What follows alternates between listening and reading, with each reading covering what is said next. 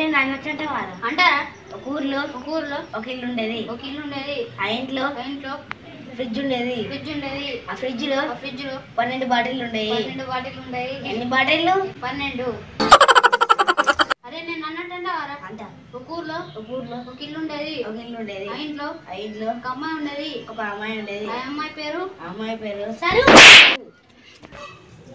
అరే లడ్డు ఇచ్చారా? స్కూల్ చాలా ఇచ్చినాయి. మనం చదువుకున్నారా?